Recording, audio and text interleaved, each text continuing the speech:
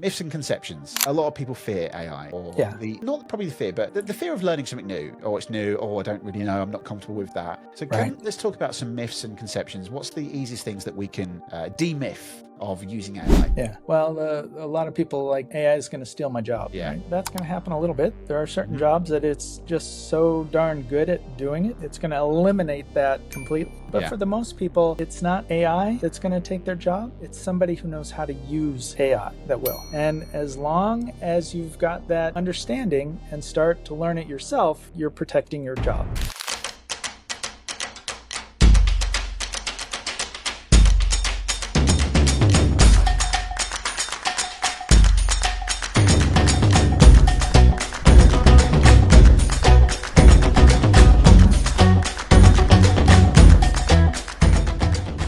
Today, we unlock the mind of a man who turned a near-death into a life mission and who builds success one belief at a time and who now teaches people how to use AI like a superpower. Earl Waud is here to show us how to upgrade our minds, our tools, and our lives. Welcome to the podcast, Earl. How are you? I'm doing fantastic, Ricky. Thank you so much for having me on. This is very exciting for me. Thank you so much. Well, Earl, it's quite cool to have you on it because you are the first Jack Canfield certified success principles trainer like me who's come on the podcast. So it's like I'm talking to someone who just knows my love language. So good to see you. Yeah. Kindred spirits. That's right. So I have to make sure that during this podcast that this doesn't go off too, like quote tennis, success principles tennis, where we both reel off all the things because we both all know that. But before we obviously dive into this, because there's this massive concept we want to talk about, which is about AI, the things that you've done in your life, which will kind of unravel throughout this. You're a professional speaker, you're a coach, you're an author, you're an AI educator, you're a founder of the Hindsight Mentor, huge movement on that. Also Canfield Success Principles trainer, as we've mentioned, and other things such as a best-selling author, or I should say plural, best-selling authors. That's just incredible. So where do we even start with that? Well, there is a lot. I'll throw one more in there for you. I'm also a painter of landscapes in the style of Bob Ross. I've followed Bob Ross since I was a little kid, and that's one of my creative outlets is to create landscape paintings. So that's a total unique and different thing about me. So I love it, Jack. We are. I said Jack there because what was on my mind was a jack of all trades. I'm very similar in terms of lots of different things. Yes. So love it. Well, let's talk about a little bit about AI and this whole thing that's like taken over within just a short period of like a couple of years. Yep. One of the things that I wanted to discuss about this was this whole idea about what does the future look like for AI? Because we know that we have seen over the last couple of years how it's just been adopted so fast. And even 10-year-olds are now going out there and creating amazing businesses and generating lots of cash and income. So yes, AI, where do we even start with this? Well, it is going to disrupt everything. In my opinion, there isn't a business industry category that won't be impacted a lot by this technology, right? It is so inexpensive. It is so effective. It is so fast, and it just produces brilliant results to the point where if you're in business and you're not using it, you're going to fall behind, right? So as a business owner, you've got to adopt it, get good at using it right now. Don't wait, because it is here now. It's not the future. There are things that we're going to see AI do, I believe, in the next 5 years that will revolutionize our lives. It's going to change medicine, right? It'll find cures, or at least reduce challenges by certain medical conditions. I honestly expect it to cure cancer. I think it's going to be doing stuff like that. We're going to see it move into physical form off of computers, right? There's going to be robots, if you will, that are going to be using AI to interact with us, do tasks. A lot of the entry-level jobs that people know now will be replaced by automation using AI. I expect Lyft and Uber to be impacted, right? You won't need the drivers. The cars will drive themselves pretty soon. That's already starting to happen in some places. The the ability to have conversations with AI on complex topics is going to just keep growing and growing to the point where it'll solve major problems, not just medical, but just everything you can imagine, and some we probably can't even imagine yet. And it's just fun. There's so many different ways to use it just for pure enjoyment, creating images and videos and other things that are just pure fun. It's funny because this the platform we're using now to record this, so if anyone's listening to this rather than watching it, don't forget to head on to YouTube. You can watch this interview. But one of the things that Riverside have just released, which is really fun and super cool, is it gives an animation of your actual video. So it can now use AI to transform us into aliens, soft cuddly toys, Sesame Street kind of things. So it's super fun. And just with the click of a finger and it's done. Which I find really fascinating because years and years ago, if you was to get someone to go do that and edit the whole thing, that would take days or even weeks and professionals to do that. So I'm curious to ask you about this, about the whole idea of, are we at risk here of professionals, let's say video editors, graphics designers, completely losing everything because AI, in the speed of it creating, can just wipe them out? That's a really good question. And I believe that it's not going to wipe them out, that if those categories of skills, people who have those embrace AI and start to use it, it's only going to exponentially increase their capabilities, right? If they're reluctant to go down the path of AI and try to fight it, then they're in trouble, frankly, right? It's going to work the same in the music industry because AI now can create incredible music. And if you're using it, then you're going to win. If you're not, you're going to fall behind, right? And I think we'll see that in most categories of business and technology. It's funny because the thought that comes to my mind is this idea about fake news, you know, and fake content. Whether that is a government having its own agenda or somebody having its own agenda, how are we going to, safeguard the future so that we know what is real and what's not? Because already we're seeing, I think it was Taylor Swift. There were some fake photos of her in a specific position or whatever. Let's say that wasn't real. But obviously people are led to believe it, and we know social media, quick hits, viral videos. How are we going to safeguard this with what's going to happen? Well, that's another good question, and I don't have an exact answer for that. I know that it's going to spawn a whole new industry of technology and tools that will be used to be able to distinguish real from fake, right? Those tools don't exist yet, and there are probably a lot of people developing them or trying to develop them.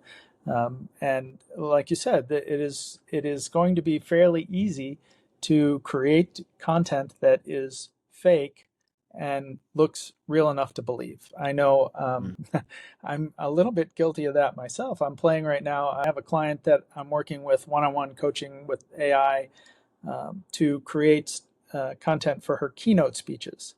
In her speeches, she uses one of Napoleon Hill's ideas of counseling with a legendary council of visionaries. And she uses Abraham Lincoln, Martin Luther King, Margaret Thatcher, etc.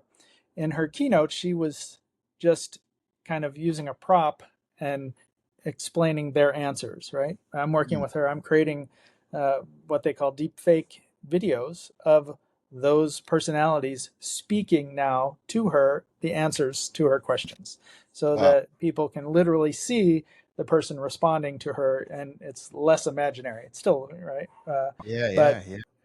Stuff like that, it's going to be more and more difficult to distinguish real from fiction. Obviously, Abraham Lincoln isn't talking on video today, but so that's an easy one. But if somebody went out and did Taylor Swift or Donald Trump or whoever it might be, you'd really have to be careful to make sure that it's authentic. Yeah. There's a really popular thing, you might have seen it in the States, it's spread quite a lot on like adverts at the minute on Instagram, social media in England, where you can have a photo maybe from the 70s or 80s, with your grandma, and it makes it into like an animation video where they put their arm around them, and it's Yes. believable like how accurate it really looks. I mean, some of Yeah. them there are a little bit, nose is not in the right place, but Yeah. Yeah. even They're just getting thinking, better. yeah, and even the space of 2 years, I saw a video recently where it showed a picture of like Aristotle or something like that, and all the background was like fuzzy, like pixelated, and then it shows you now just being smooth, clean cut. So I'm really like amazed by how fast it's come. But before we get into what I wanted to chat with you about, this ultimate competitive edge, because I know that you train people to use AI as that I competitive do. edge. Yeah. What is AI for anyone listening out there who's going, is it just this weird computer thing that's doing everything? What is it and how is it working? Right. There's a term called large language model, LLM. Basically, it's a database of information, a larger database than you can mentally conceive. I equate it to, in states, there's something called the Library of Congress. It's one of the largest physical libraries in the world. It's got somewhere around 39 million books in the library. The current release of ChatGPT's large language model, the 4.0, has data equivalent, if you were to put it into books, right, Yeah. to about 56 million books. So not quite double what the Library of Congress is. So it's got so much data that it's able to produce answers to questions and things like that that feel human, that feel Mm, real, that are incredibly valid and accurate. Unfortunately, there's still a little bit of what they call hallucination, where it will make things up. It'll infer based on data it may not have for a specific thing. So right. you always need to kind of fact check the results if you're going to share it publicly or do anything with it. But 95% of the time, it is so accurate that you'll think it's reading your mind sometimes. I mean, it is, but Yeah. it's just using data to produce results based on inputs you give it, right? Mm. So this is going to sound, and I hope it's not a silly question, but how was that information fed into the LLM? Like, because it Okay. had to be programmed at some point with, here's some language books, whatever. How did that happen? Yeah, there are tools that they use to import that data. It gets consumed in a variety of different formats: text, audio, video, Mm, everything you can imagine going into that. It gets filtered and processed into the LLMs. So yeah, So, I mean, I'm curious about this. So before we talk about this competitive edge, we see a lot now.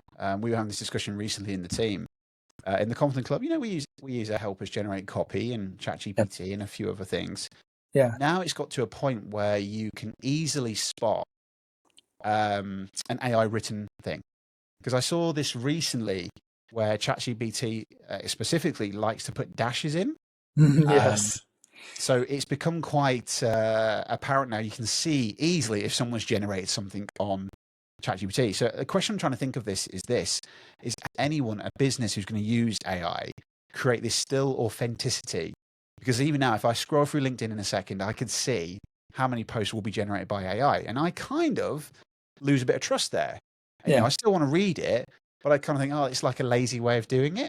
So how do we make sure that, I'm guessing the answer is going to be a prompt here, but how do we make sure that we keep this authenticity so that yes. it's not creating this world of, that's clearly AI? Yep. So comments on that, if I will. Mm, First is right now there's that bit of skepticism, like what you said, that if that's AI, it's probably not as good, right?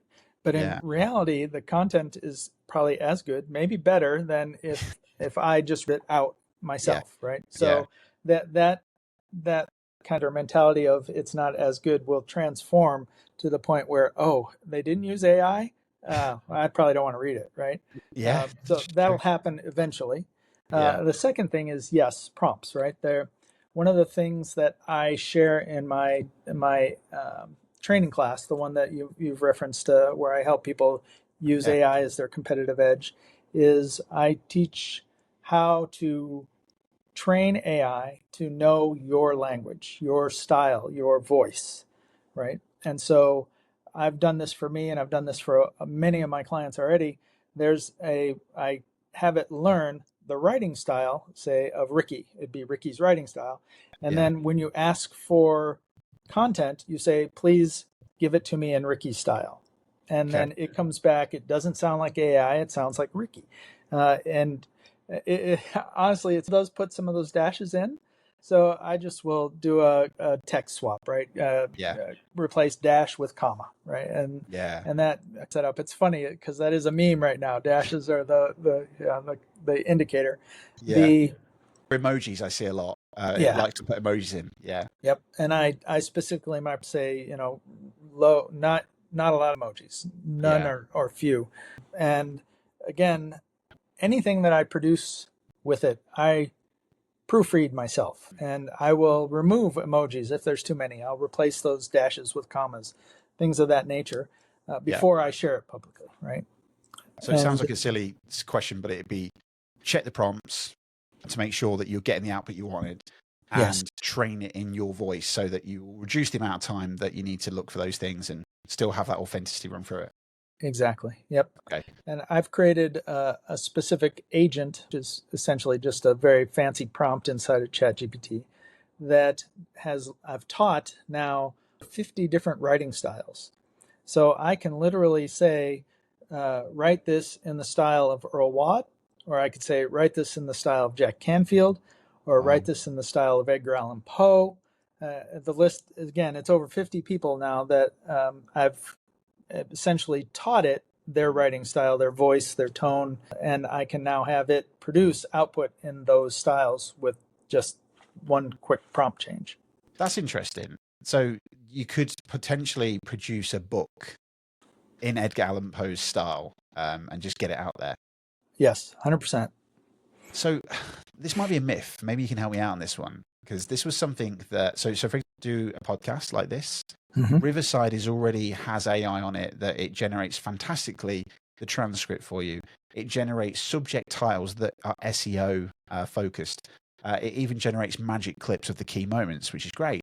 So I'll take like a transcript of this episode, for example, stick it into ChatGPT with the prompts I've already said, and say, please create me an SEO blog on this transcription, and we'll embed the link of whatever. The question that I often I don't know the answer to, and this is why I'm asking yourself, is the myth of, I've heard that if you put something out of AI onto internet, like Google, so a new blog page on my website, it recognizes that it's been written by AI, so it won't rank it as high. Is that true? There is within Google search and ranking capabilities, it does look for AI specific keys, right? So that is true. Okay. But again, if you form the prompt correctly, it's less likely that will be. There's actually a tool that I've used. I don't use it as much anymore now that I've trained my ChatGPT to speak like me. But there's a tool out there where you can put generated content in, and it'll tell you, is this AI? What's the percentage of human to AI ratio, right? And then it will suggest how to fix it so it sounds human. Wow. So there's a way that you could kind of, what I'm hearing, if I'm hearing right, I could cheat Google in a way to say, this isn't AI because I've used this tool. Okay, that's interesting, because I mean, we all want to like produce content. We all want to produce, good stuff. And if we're doing something in a business level where I want to probably create a funnel, or I want to create this as that blog transcript, people can organically find it. Then they want to find out about you, and then they might go into your funnel of your books and all that sort of thing. It's kind of like the AI is making this really easy for us to do this, but then we're still being punished for it. So that's what I'm finding it hard to understand, is like, we're giving you all these tools to make this easy. Yep. So why now does it make, well, no, you use AI, so we're not going to do it. It's like, well, AI is the world, right? So do you think that'll ever change? I do. We're going to see that transition, like I was saying earlier about how when you see something, you say, oh, that's AI, it's probably not as good. Pretty soon you say, oh, that's human, that's probably not as good. The same thing will happen in this environment, right? That's it'll transform to the point where if you're not using AI, you're going to get penalized, right? I think that's common. So it's kind of like the AI will become the alpha or the main Yes. controller. Because Yeah. this is interesting now with Google. What I find fascinating, because Google has Gemini, I think it is. Hmm. That now, if Yeah. I type in Google, like for example, when I went over to America, I had to get my ESTA, and I was like, when do I need to apply for an ESTA? And what happens is on Google now, the top box now, even before the sponsored ads that people pay to get up there, Gemini will start to find the answer. You go, cool, found my answer, done. So now I'm Yes. not to this point where I'm not even scrolling through page 1, page 2, page 3 to find my answer, Yeah. which is just like, what the hell? That's just sped things so quickly. But I It feel has. bad for these people to put it out there. Yeah, Well, it's disrupting search, right? Google, mm, the yeah, search yeah, engine, right? It's disrupting them as well. An example: my wife's car uh, popped up the service, and it had a code B17127 or something, and to us that means nothing, right? I took a yeah, picture of that and I dropped it in chat and said, "Hey, my wife's Acura has this code. What's it mean?" And it came back and said the B means this, the one means this, the two, and so yeah. we know exactly what service her car needs within seconds. And it wasn't a Google search; it was a ChatGPT, right? That's incredible. So here's an idea.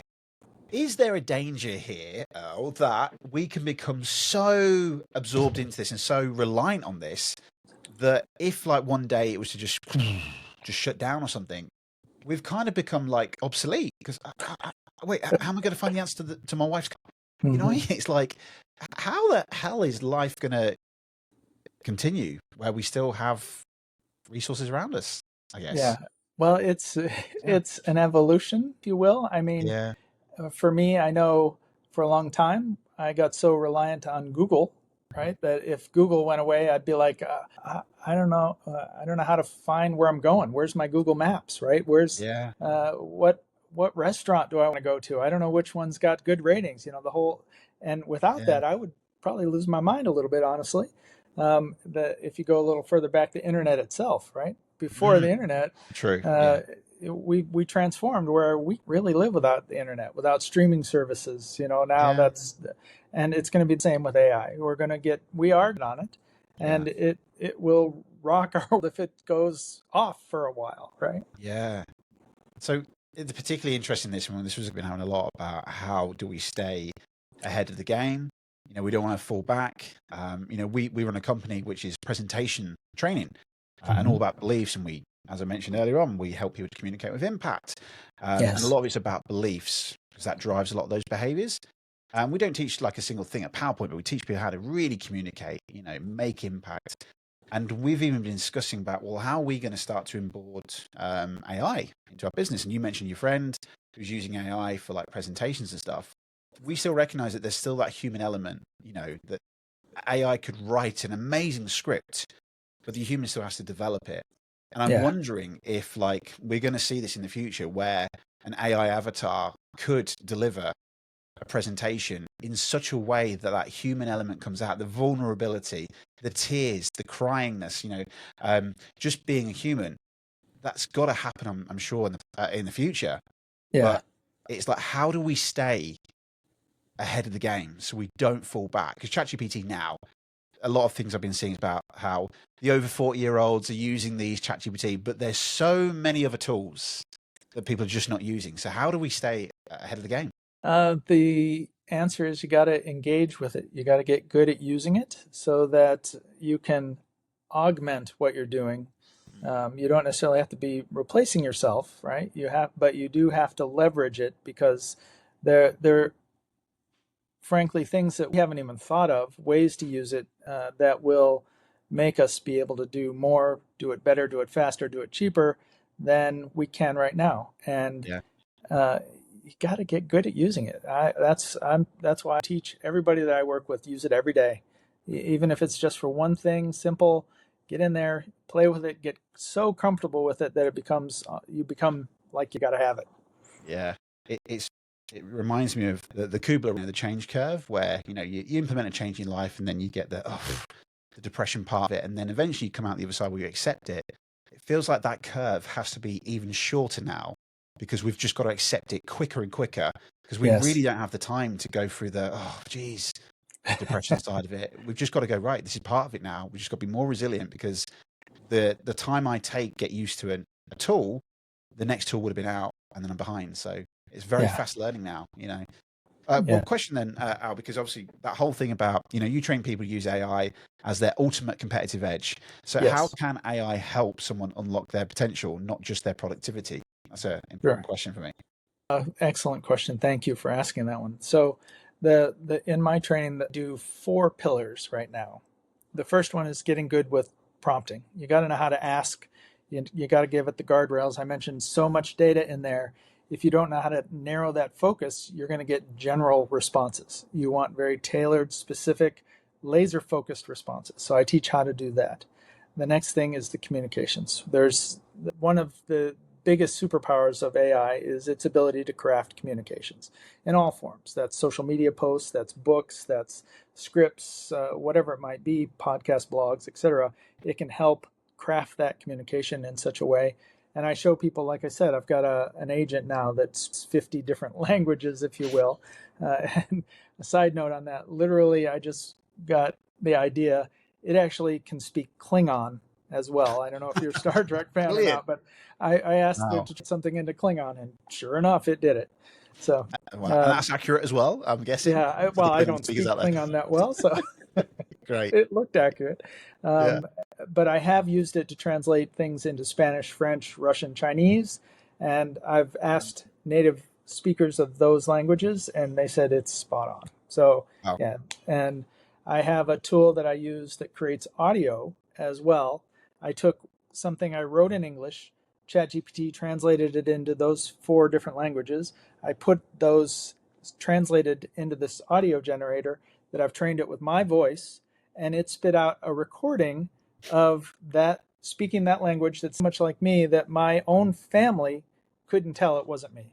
Right. Wow. So it's really getting good already. Yeah. The third thing, the communications, right? The third thing is our company brand, right? A lot of us think we know what our brand is and what it stands for and how it attracts clients, but we don't know it as well as we should. And the third pillar is I show people how to get the definition for their brand so clear that it makes it easy for your business to attract instead of you having to chase, right? Which is the dream, right? That's what we Yes. all want. Yeah. It's Yeah. what everybody needs, right? And then the final pillar is getting to know your customer. I help you use AI to take that brand and use it to define your customer so clearly. And I literally show you how to create prompts so it creates visual pictures of examples of your ideal customers, your ideal clients. So you can look them in the eye and craft your message, your voice, looking at them, knowing that you're speaking directly to them, right? And it helps you get that focus. Those 4 pillars transform businesses. So that's Yeah. what I've been teaching people to do. So someone listening, today, like, I guess the question would be, what's a simple way that someone listening today can use AI? Obviously, those 4 pillars, obviously contact Earl, right? Get in touch with Earl. He can show you how Yeah. to do it. But what is just a simple way that someone can use it? Maybe it's ChatGPT or maybe it's something else, but, just to help them get to where they want to get to, whether that's a business goal, a life goal, whatever it might be. What's a simple way of using it? Use it in their messaging, right? Whatever that message might be. An example, a lot of people use social media, Facebook. You get this little pop-up, hey, it's Ricky's birthday today, right?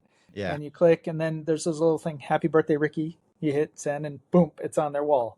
Yeah. Well, there's so many people doing that it's noise now. And I know it is personal because you went in and you clicked it and you thought of Ricky that day. Yeah. But if you take that and you go into chat and you say, hey, it's my friend Ricky's birthday today. He's got a podcast. He's got this other that he does, give it a little bit of information. Say, I want to Yeah. give him a message that connects with him. Yeah. It'll spit out something that is personal, and if you use it in Earl style or whatever style it might be, it'll sound like your messaging, right? And then Wow. you paste that into that happy birthday, and it's going to resonate with the person so much more. Oh, And you yeah. can build relationships, right? Relationships are one of the most important things. Your network is your net worth, right? But it's more than that, right? It's the relationships are the valuable thing we have. So doing little bit of messaging tweaks using AI can transform that process. Really powerful, because I'm a big lover of direct mail, physical things that go in the post, because physical things stay. They make an impact, like a gift, something like that can stay on the desk. To Yes. that point you just said there, does the same thing. Because I Yeah. know when I see someone's put happy birthday, and quite often you see this on Facebook where it says happy birthday, Earl, red balloon, party cake. You know Yes. that they've just clicked the one button, done. Yep. And it's just like, I'll just say, but doing that is a really nice way to connect with people that's going to make them, wow. I mean, they're probably not going to know if you use AI or not, but it'd be like, that's so lovely that you wrote that. Yeah. That's going to mean so much more, rather than me just, because this is what I do on my birthday.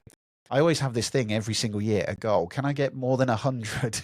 And I've realized as I get older, Earl, I'm getting less and less birthday, comments on my birthday, which is very sad. However, what I do is I'll see all of those comments, like, 100 comments saying happy birthday, Ricky. And I'll just go, thanks, mate. Thanks, mate. A process. Yes. Whereas I'd much rather go through and read all of the lovely comments that they have generated. So I love that. That's really powerful. I'll share. Yeah. I did that recently with somebody. There's a gentleman that I met a while ago. He's in an industry that I'm very interested in supporting, and I'm not going to give names or anything right now, but we're acquaintances, right? We're not beyond that. We met and connected. I did this process with him. He got he's well known. He got hundreds of messages. There were thumbs up and stuff like that he responded on, some of them. The only one that I saw that he actually wrote a message, hey, thank you, appreciate it, kind of thing, was mine. Wow. And that speaks, right? Yeah. So are you saying then, Earl, I can sack off my family because the AI could probably say something much nicer than my own family? Well, myths and conceptions. A lot of people fear AI, or the not probably the fear, but the fear of learning new, or it's new, or I don't really know, I'm not comfortable with that. So let's talk about some conceptions. What's the easiest things that we can demyth of using AI? Yeah. Well, a lot of people, AI is going to steal my job. Yeah. Right? But that's going to happen a little bit. There are certain jobs that it's just so darn good at doing it. It's going to eliminate that completely. But for the most people, it's not AI that's going to take their job.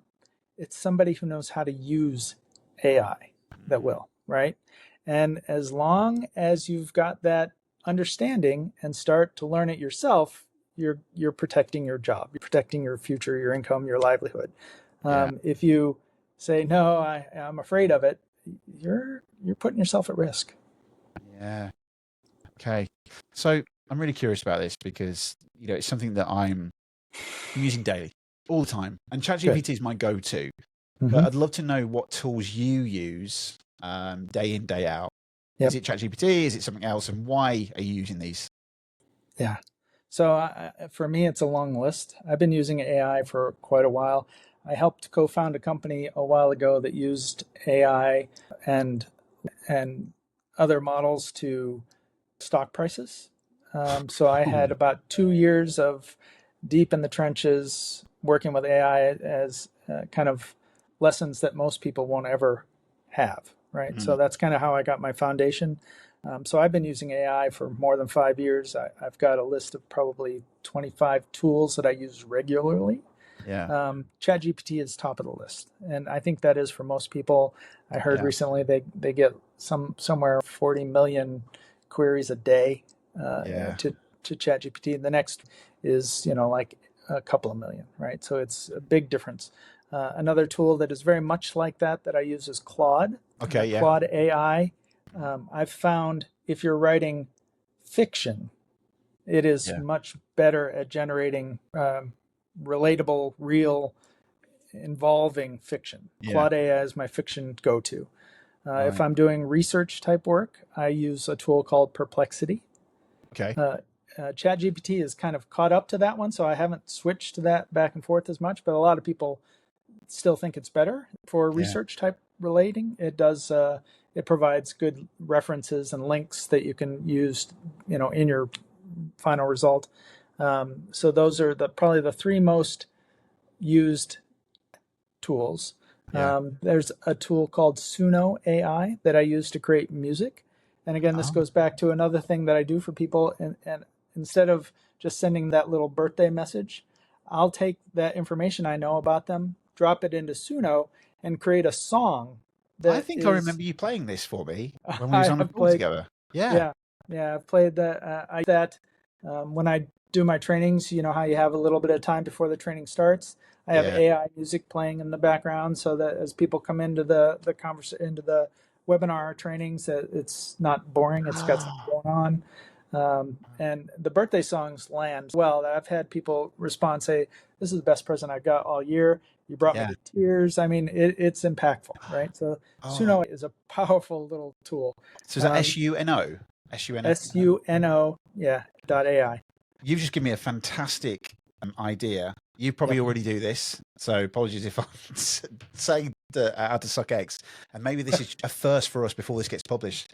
I do a lot of workshops. I use a lot of Yes. Jack Canfield's work, as you do. And I Yes. just thought of a great idea. You probably nailed this already. Most of the time, you get the list of the attendees. You could program a song. So I always use, I use Ecamm as a streaming device to generate content and animation. Hmm. I could create a song. I could get all of the names. Maybe I could find some information about them if I knew them, whatever. Put it Yep. into a music track. So as they're in the waiting room, or so usually if I use Zoom, they come on. There's a holding screen with my face on it, and then a Yeah. countdown clock. Yeah. That Yeah. music could be played with all of their names in it, like Ricky Locke is here today with some magic, and like Yeah. that. And imagine them go, was that my name? How special Yes. that they would feel because you went the time to do that. Yeah. I might have to use that. That's There really you cool. go. Yep. Very And I nice. use that. Yeah. You can generate instrumental music as well. Yeah. So I've used it to create the opening for podcasts that I Yeah. have, right? So that's got yeah, I own the music rights. I don't have to pay anybody for that, right? So, Oh, brilliant. Wow. yeah, things like that. So that's a tool. Yeah. There are Cool. a whole variety of video tools that I use. Excuse me. There's one called Kling, Kling. There's another one. I forget the name of it. Hold on, I gotta look. Starts with an H. Hedra, Hedra. Okay. That's a video generation tool. I use Midjourney. It's an image generation tool that is the best in class. Yeah. ChatGPT just recently their image generation tool, and it's 1,000 times better than the old version. Midjourney is still Yes. superior, but they're both good. I use both a lot now. Well, I don't know, Earl, if you had this in America. Everyone in England did this where they started making pictures. I did this myself, and I did it for my members of my team. A Hmm. picture of me as a item, like a toy, like Yes. a box. Everybody Yep. started doing that. Yeah. Yeah, You had yeah. the same. I've generated that for myself and for some of my friends.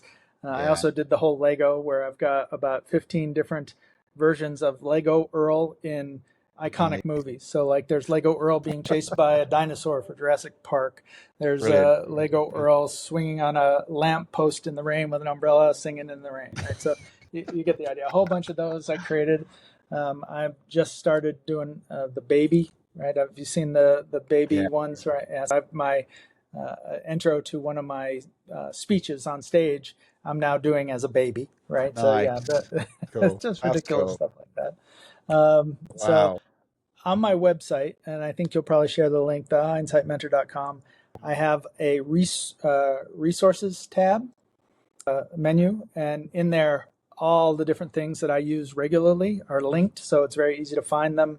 Yeah. I've got the hosting platform I use. I've got some training people that I follow, of course, Patty Aubrey, etc. Yeah. And then all the tools, the video tools, the different, yeah, they're all there. So I have to ask this then, and you don't have to share. But how much are you paying for all these subscriptions? Because that's a lot of AI tools. I pay my $24 a month for ChatGPT. You yes, must be spending a lot of money for all these subscriptions. I am. It's in the per month. A lot of Yeah. them I'll buy the annual Okay. Yeah. subscription and get a little bit of a discount, right? And then they're staggered, so I don't have to pay it all at once. But yeah, Yeah. I've got quite a few that I've used, some that I've stopped using and I've let go of and because they aren't keeping up. I've got some that I use for authoring books. As you mentioned, I've written best-selling books. I've got Yeah. international best-selling books. I've co-authored books, etc. And there's a tool that I use called Novel Crafter that I'm using a lot. That's AI, helps with AI generation. That is, probably north of $500. Yeah. But clearly, from what you've been able to produce, that is nothing compared to the result you're bringing and creating. So, Yeah.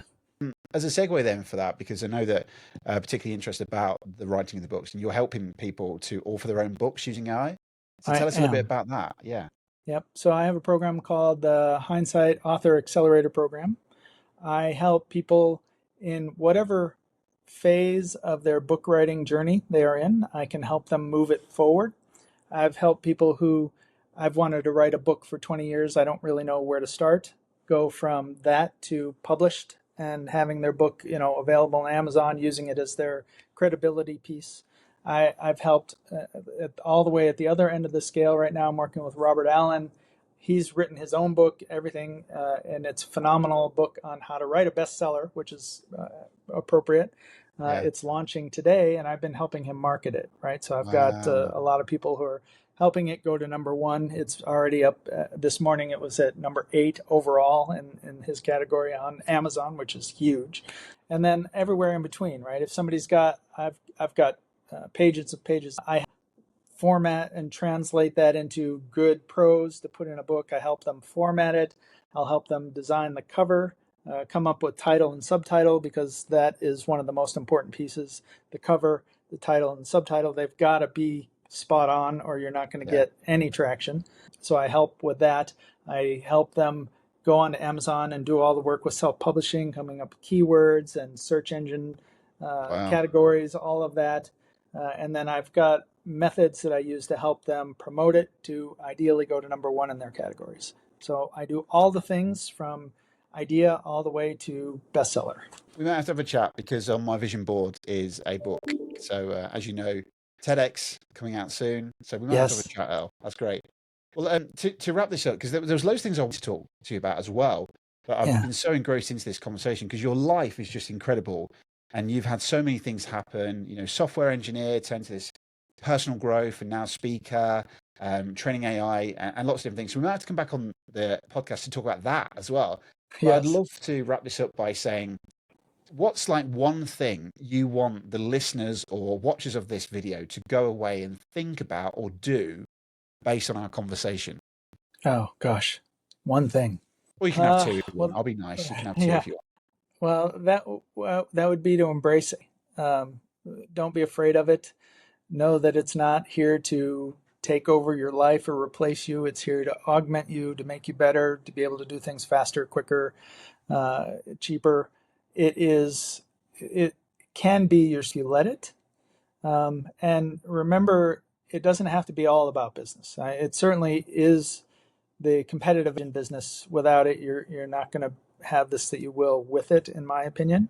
It can just be fun, creating videos of you as a baby doing a presentation, or turning yourself into a Lego or a toy in a bubble package, right? One of the things I've really enjoyed, I told you I've got it trained on how to write in different writing styles. I've combined that with my love of success principles, and I've created content to share various principles, like taking 100% responsibility in the style of Edgar Allan Poe. And that is such a weird combination that it somehow really works. And so I've shared Yeah. articles on LinkedIn and various other places of, here's a success principle, but written in the style of Edgar Allan Poe. And it's Wow. just a lot of fun.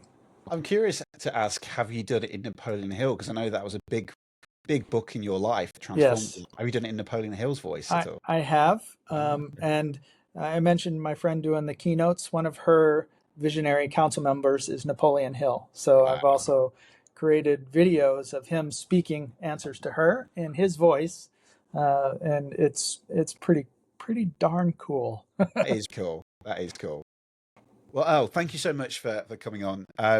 If people want to find you, learn more, maybe train with you, whether they want to learn about the books or obviously the ultimate competitive edge, where can they Yep. find you? So the easiest way is they can go to my website, thehindsightmentor.com. I have information about the programs I offer. I've got a link to find all of the books that I've published and a couple that I've helped others publish as well. That list will be growing continuously. I've got the link to the resources that I mentioned. A way to book me as a speaker if you want me to come and speak. All the things are there. So you can even book a time to meet with me in person online, like through a Zoom call. That's probably the easiest way. Earl at thehindsightmentor.com. You can email me. Yeah. Brilliant. Thank you so much, Earl. An absolute pleasure. Thanks for coming on to the Unlock podcast. Thank you. Oh, Ricky, I am so grateful that you invited me. This has been a blast for me. I love AI and I love sharing about it and helping people embrace it. So thank you for this opportunity. Thanks, Earl. Thank you.